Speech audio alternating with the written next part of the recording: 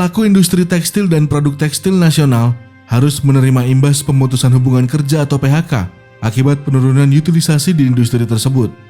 Akademisi Universitas Padjadjaran Ferry Hadianto mengungkapkan sejumlah tantangan yang tengah dihadapi industri TPT, baik dari kondisi pasar global maupun nasional yang terus menekan.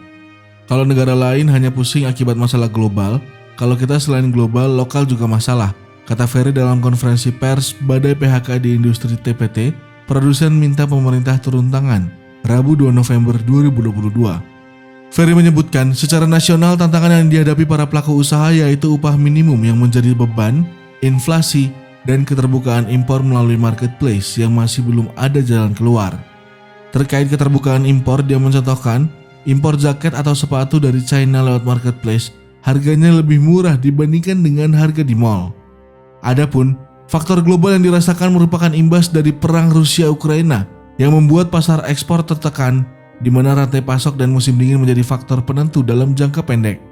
Di kondisi saat ini, negara di Eropa dan Amerika Serikat akan mementingkan belanja pangan dan energi, tuturnya.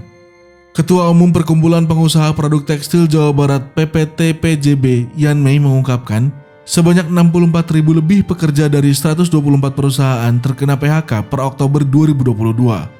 Dia juga menyebut, berdasarkan laporan yang diterima dari 14 kabupaten atau kota di Jawa Barat, sebanyak 18 perusahaan tutup.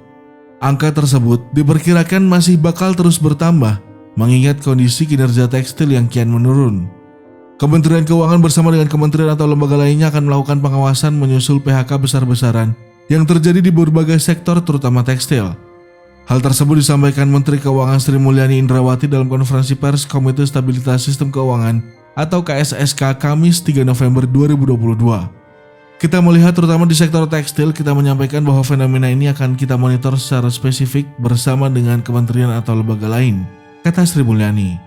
Sri Mulyani mengatakan, badai PHK di industri tekstil terjadi di tengah pertumbuhan ekspor sektor tersebut.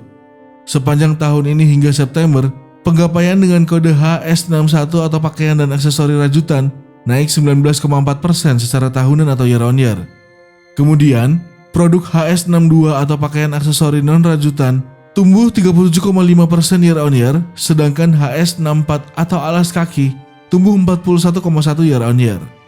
Kita tentu akan terus mendorong, termasuk menggunakan instrumen Special Mission Vehicle atau SMV LPI untuk bisa mendorong diversifikasi dari destinasi ekspor juga, ujar Sri Mulyani. Selain itu, pemerintah juga akan terus meneliti apakah terjadi fenomena relokasi dari pabrik ke pabrik.